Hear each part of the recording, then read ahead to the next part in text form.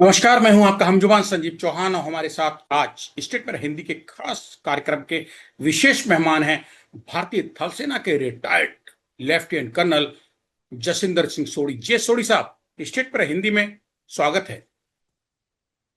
जय हिंद संजीव जी। ये मेरा सौभाग्य कि मैं आपके चैनल पर। सोढ़ी साहब, ईरान जूझ रहा है 10 देशों के साथ, अमेरिका, इजराइल और बाकी जो भी कंट्रीज हैं, मुस्लिम कंट्रीज। जंग कहां खत्म होगी पता नहीं, शुरू तो कर दी है लेकिन ईरान झुकने को तैयार नहीं है। उनका जो होगा होता रहेगा, लेकिन उसी में से बीच में एक खबर निकल के आ रही है। सितंबर 2025 में पाकिस्तान और सऊदी अरब के बीच एक समझौता हुआ था जिसमें कहा गया था कि किसी भी देश पे, इन दो देशों में अगर पाकिस्तान पे हमला होता है तो वो हमला सऊदी अरब अपने पे मानेगा और तुरंत रिएक्ट करेगा, जवाबी कार्रवाई करेगा पाकिस्तान की मदद के लिए। सेम यही स्थिति पाकिस्तान की थी कि अगर सऊदी पे हमला होता है तो पाकिस्तान उस पर कार्रवाई करेगा। लेकिन अब सवाल यह है कि जहां पाकिस्तानी नेता, हुक्मरान, फौज का चीफ आसिम मुनीर और वहां के प्रधानमंत्री शहबाज शरीफ, ये सब जाके बोटियां काटने पहुंच जाते हैं अमेरिका, वो अमेरिका ईरान को घेरे हुए है और ईरान ने सऊदी अरब को घेर लिया है क्योंकि वो सपोर्टर है पाकिस्तान का। उस पाकिस्तान का तो है, अमेरिका का माफी चाहेंगे, अमेरिका के उसके अड्डे अड्डे हैं। लेकिन पाकिस्तान खामोश है। ये पाकिस्तान का त्रिशंकु में फंस गया है। अब क्यों नहीं जाता है? जब सऊदी पे ईरान हमला कर रहा है तो सऊदी को बचाने क्यों नहीं जाता है उस SMDA जो संधि हुई थी, उस संधि के तहत? संजीव जी, 17 सितंबर पिछले साल सऊदी अरेबिया और पाकिस्तान ने एक रक्षा संधि हस्ताक्षर की जिसमें यह कहा गया कि अगर एक देश पे हमला होता है, दोनों देशों पे हमला माना जाएगा।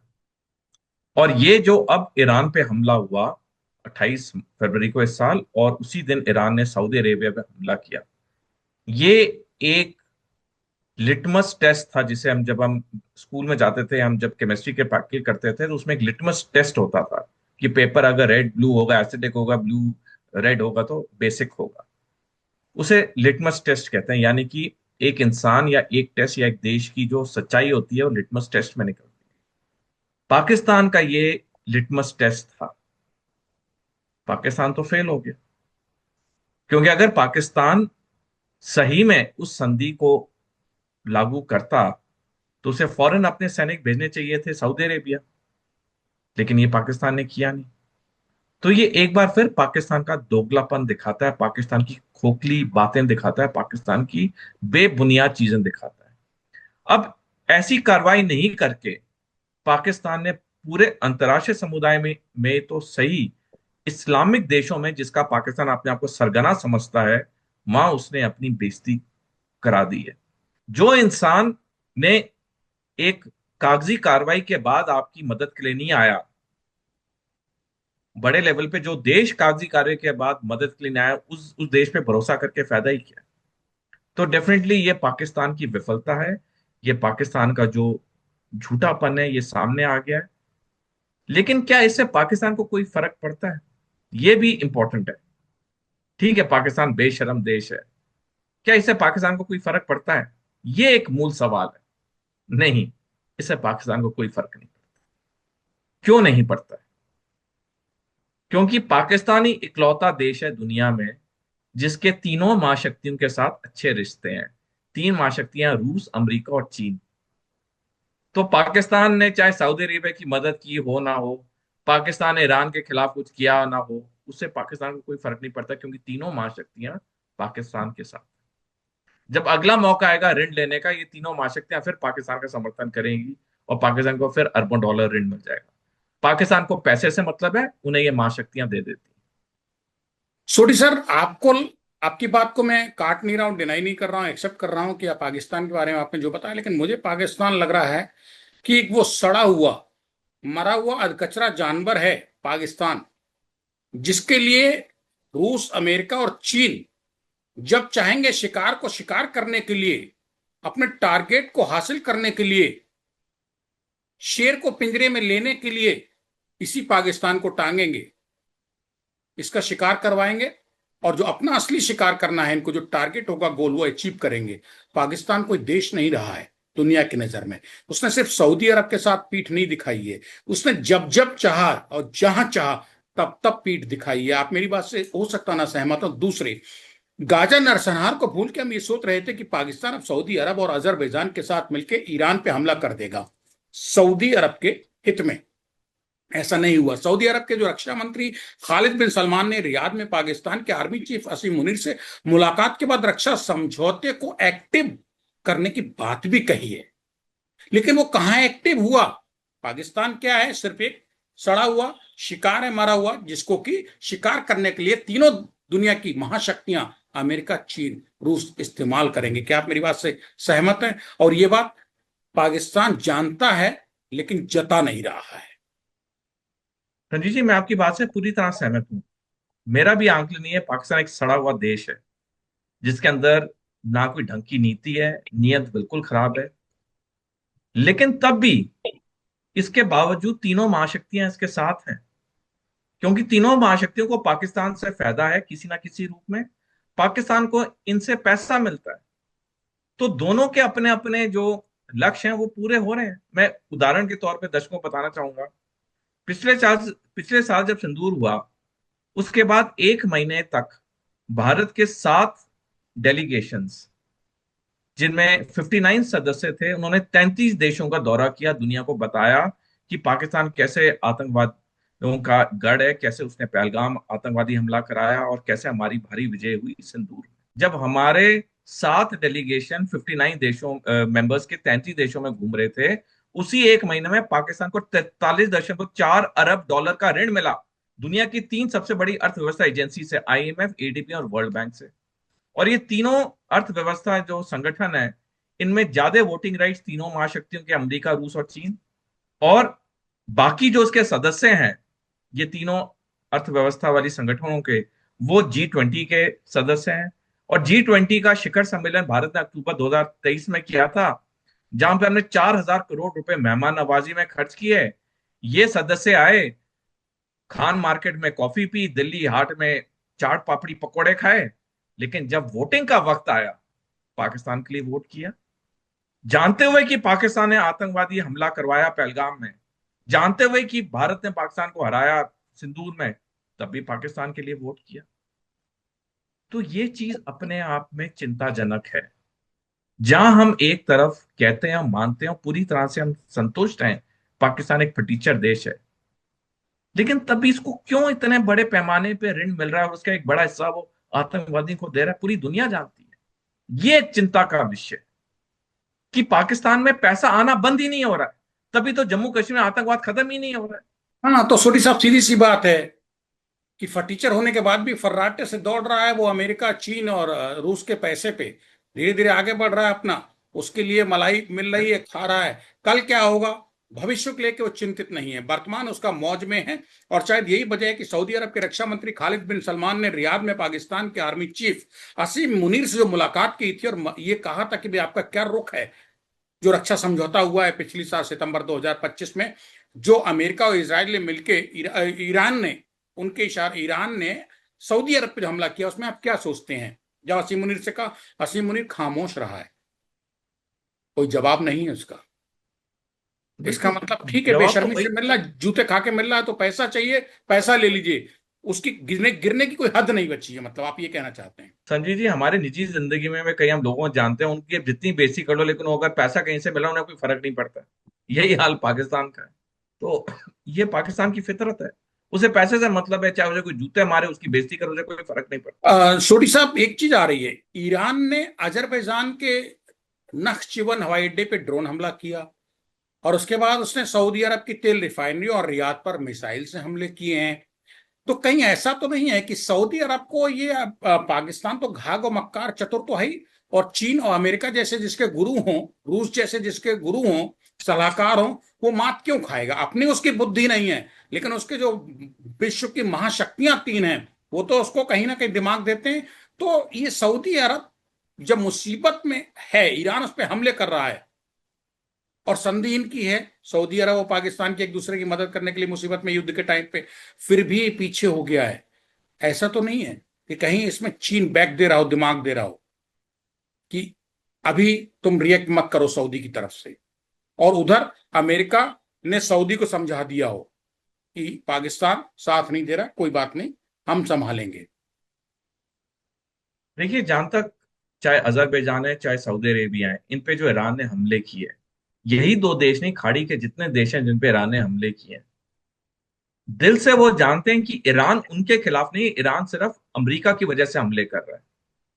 तो अगर हम, कोई सोच रहा है कि जी ये जितने खाड़ी के देश हैं सारे ईरान के बिल्कुल नफरत में आ जाएंगे, ऐसा नहीं होगा। बल्कि पूरी बाजी पलट जाएगी ईरान के फेवर में जिस दिन ये युद्ध खत्म हुआ, क्योंकि ईरान ने तो विजेता होकर निकलना है। मैंने इस पे लेख भी लिखा था, जो पिछले 12 दिन का युद्ध हुआ था, ईरान उसमें पायरिक विक्ट्री थी उसकी, एक सैनिक भाषा होती है पायरिक विक्ट्री।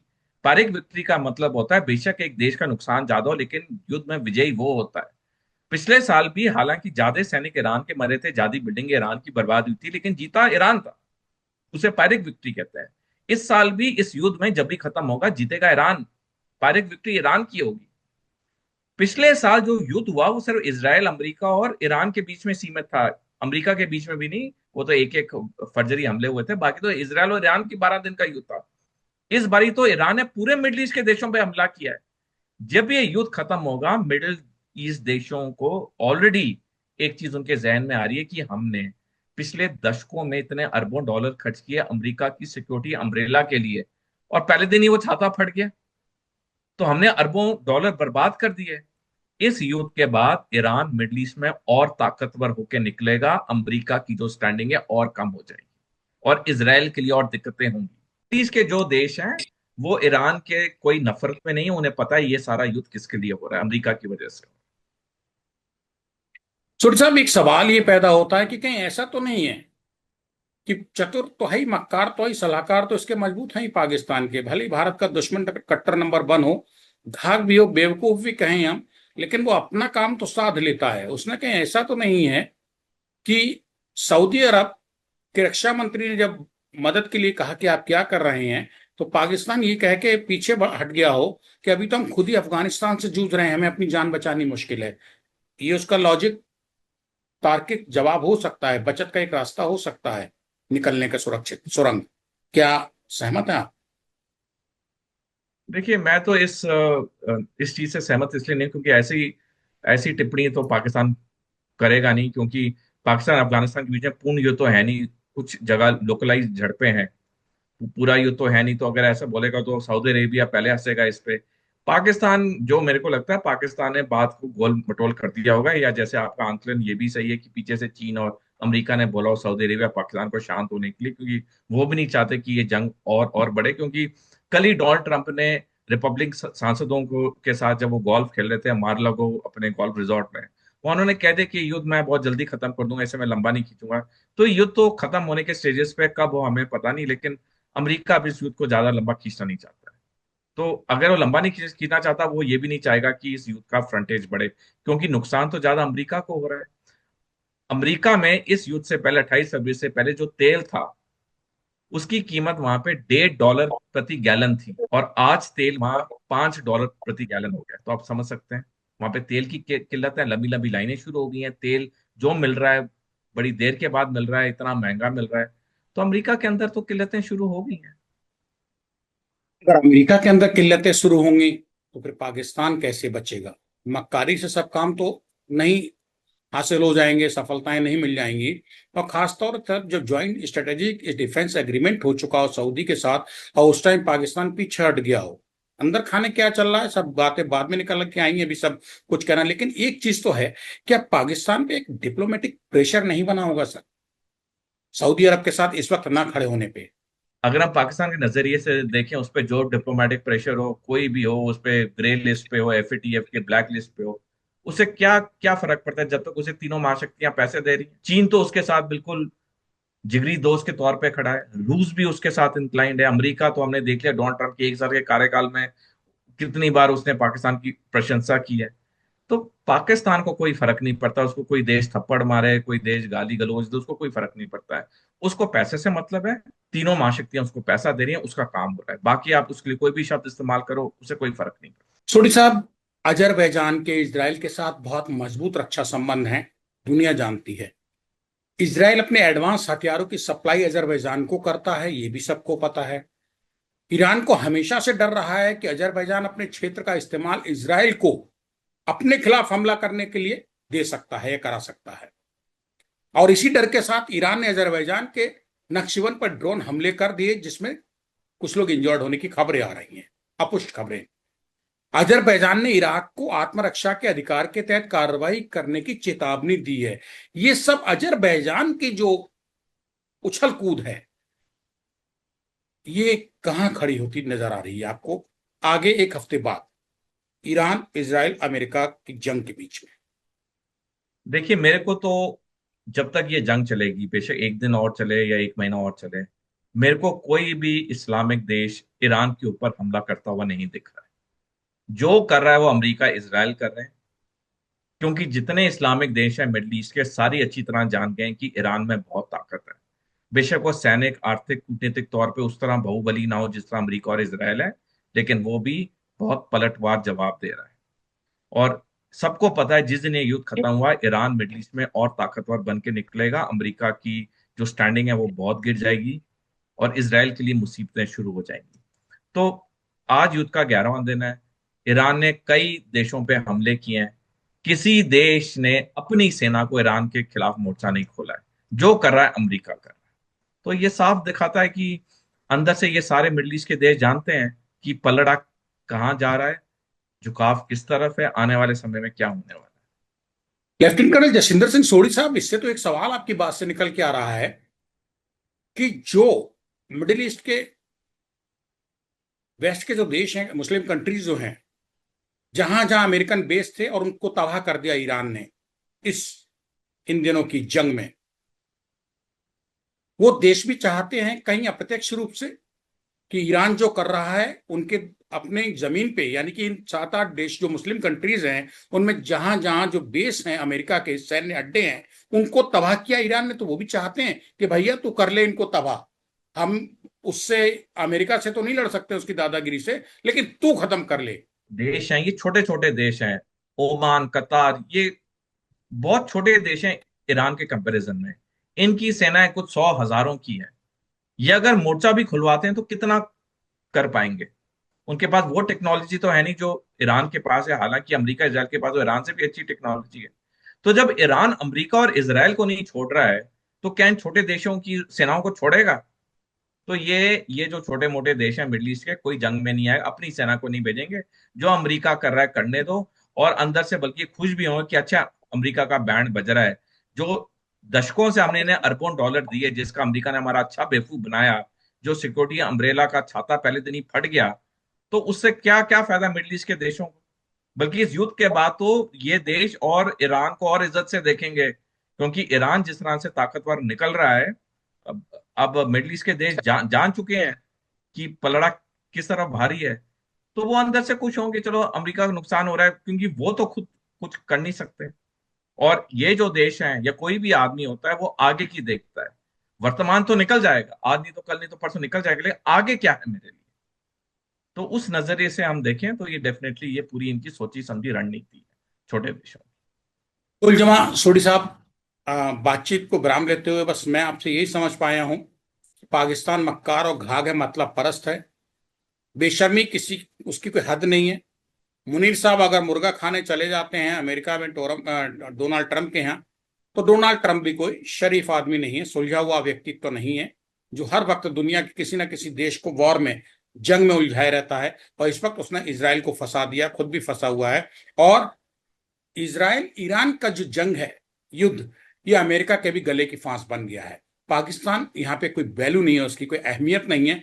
वो सिर्फ इस्तेमाल करने का एक शिकार का टुकड़ा है, मरा हुआ जानवर सा, जिसको दुनिया की 3 जो महाशक्तियां हैं, अमेरिका, चीन, रूस, ये सिर्फ अपने शिकार पर कब्जा करने के लिए जरूरत पड़ेगी तो इस्तेमाल करेंगी। ये फेंकेंगी बोटी की तरह पाकिस्तान को, और सही जगह जहां शिकार होगा उसको शिकार करेंगी। इसलिए पाकिस्तान के लिए विदेश नीति, सामरिक सैन्य संबंध, अंतर्राष्ट्रीय नीति, कूटनीति, गुट निरपेक्षता, ये सब एक पोटली में घड़े के अंदर बंद हैं।